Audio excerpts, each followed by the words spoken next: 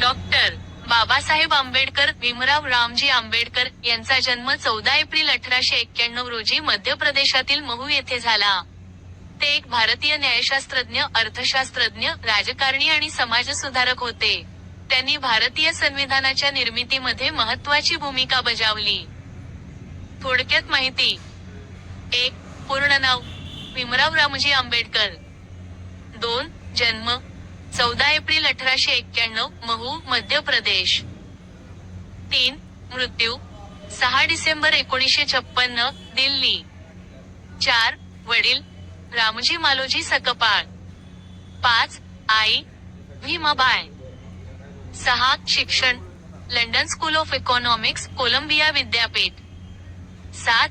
पत्नी रमाबाई आंबेडकर, डॉक्टर सविता आंबेडकर. मुले यशवंत.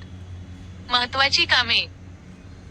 भारतीय संविधान समितीचे अध्यक्ष, स्वतंत्र मजूर पक्षाचे संस्थापक, दलित बौद्ध चळवळीचे प्रणेते, अस्पृश्य लोकांचे नेते.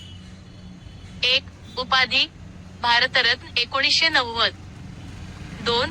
इतर माहिती. ते एक प्रसिद्ध विधितज्ञ, अर्थशास्त्रज्ञ आणि समाजसुधारक म्हणून ओळखले जातात. त्यांनी दलित आणि इतर मागासलेल्या लोकांसाठी काम केले. त्यांनी हिंदू धर्मातील जातीय भेदभावाला विरोध केला आणि बौद्ध धर्म स्वीकारला.